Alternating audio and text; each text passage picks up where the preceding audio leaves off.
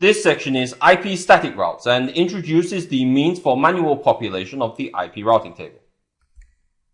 The implementation of routes within the IP routing table of a router can be defined manually using static routes or through the use of dynamic routing protocols.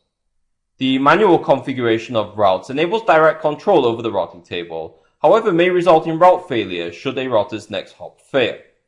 The configuration of static routes, however, is often used to complement dynamic routing protocols to provide alternative routes in the event dynamically discovered routes fail to provide a valid next hop. Knowledge of the various applications of static routes and configuration is necessary for effective network administration. So upon completion of this section, it is generally expected that trainees will be able to explain the different applications for static routes, as well as successfully configure static routes in the IP routing table. In understanding the application of the static route, it is important that we firstly understand what a static route is. We can understand this to be a route entry within the IP routing table that is created through manual configuration. Put simply, it is an administrator-defined fixed route. The problem with such routes is that should the network experience a failure, the route is unable to adapt to the failure, meaning that it cannot discover an alternate path to the destination. Any changes to the static route require administrator intervention.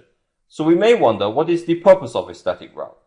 The static route provides a means for defining routes where the path is fixed, such as in a simple network with a single path to a gateway. The example here shows a static route between the gateway of the enterprise network and the fixed next hop of the service provider network. In using such static routes, consumption of bandwidth and processor resources are minimized. As we progress, we shall also see how the static route can be used in other ways to enhance overall routing. The static route is commonly applied over either a serial or Ethernet-based medium. However, in the case of both types of media, must operate slightly differently in order to successfully forward traffic. The Ethernet network is based on the use of MAC addressing in order to carry routes to the next hop, and is discovered through the use of the ARP protocol. This means that the next hop is discovered before data is forwarded. As such, the static route for Ethernet is able to define the next hop as part of the static route in order to successfully forward data. In the case where a serial medium is used, however, there is no form of MAC addressing supported, and no form of discovery protocol such as ARP to support the forwarding of traffic to the next hop. Instead, serial operates as a point-to-point form of network, as opposed to that of a multi-access network like Ethernet, meaning that for the static route to successfully forward the traffic over a serial link, the outbound interface must be defined in the command. Another factor of static route behavior that needs to be considered is in the case of multi-access networks, in which multiple next hops exist. If we take a look at the example that we see here involving routers RTA, RTB, and RTC, we find that each router is associated with the same 10.0.123.0 network. We can understand this network to be a form of transit network via which other networks are reached. For traffic that originates from the networks 192.168.1.0 or 192.168.3.0 and destined for an address in the 192.168.2.0 network behind RTB, and where a static route is used, the next hop must be defined to ensure the correct next hop is determined via which packets are to be forwarded.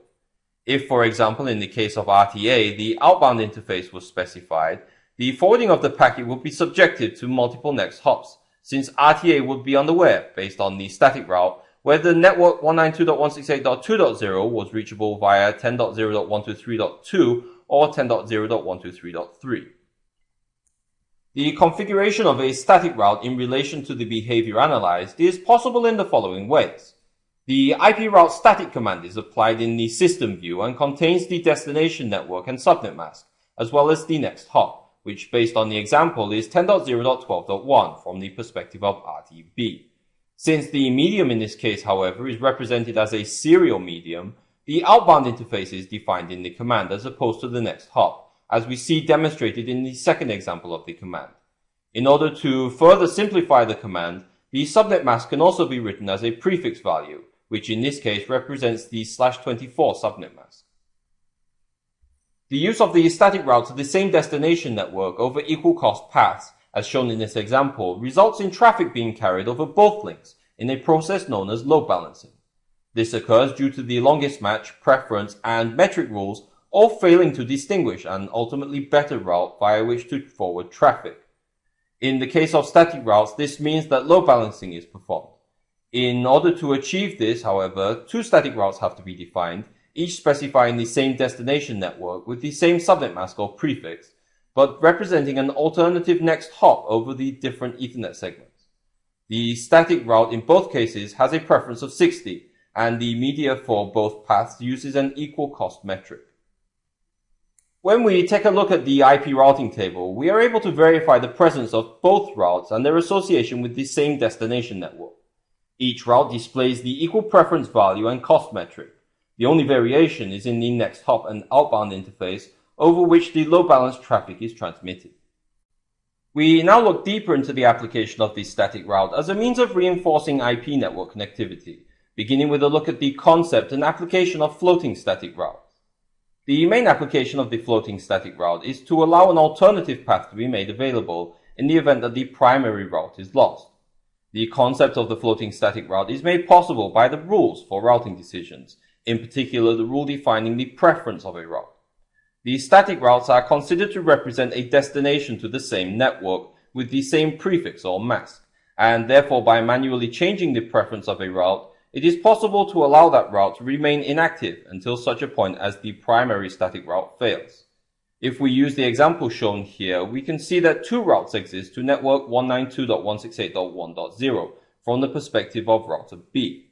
The second static route, however, has been manually set with a preference of 100, as opposed to the default static route preference of 60. We can go ahead and take a look at the results of the configuration of the floating static route within the IP routing table using the IP routing table command. From it, we find that only a single static route is present in the IP routing table as an active route. This route is identifiable by the preference of 60 and the next hop via 10.0.12.1, which is associated with the interface gigabit Ethernet 0/0/0. The floating static route is not shown as present within the IP routing table, and as such not currently used for forwarding.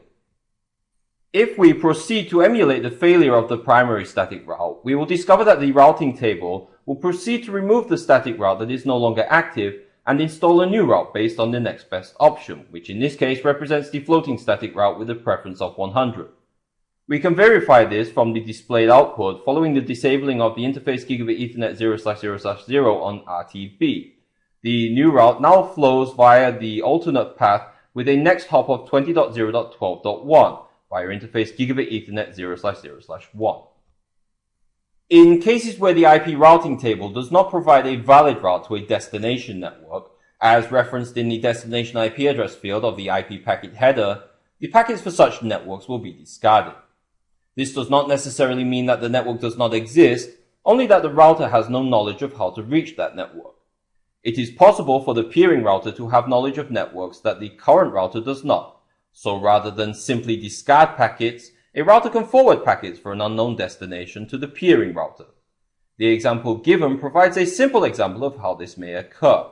We see router RTA is connected directly to RTB, but is not aware of any other networks, in particular networks 192.168.1.0, 192.168.2.0, and 192.168.3.0 in this case.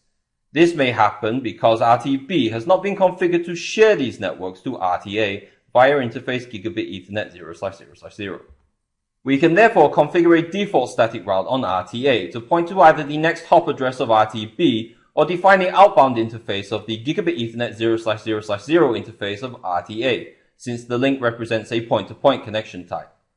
If we take a look at the command itself, the route is defined using the special address of 0.0.0.0, which represents any network. If we return to the routing decision rules, we can understand this to be a route of last resort when it comes to finding a longest match. Packets with no other matching route will therefore be forwarded to RTB using this default static route. We can again return to the display IP routing table command to verify the presence of the default static route, which is represented by a 0 address and 0 address prefix. The preference remains as 60, since the default static route relies on a longest match rule for operation, and for which we can again find the next hop and outbound interface defined, as is required for all IP routes. So we come to the summary here, in which we have two questions. The first asks, What should be altered to enable a static route to become a floating static route? Well, it is necessary where two static routes of equal value exist to adjust the preference of a static route in order to allow it to function as a floating static route. Which network address should be defined to allow a default static route to be implemented in the IP routing table?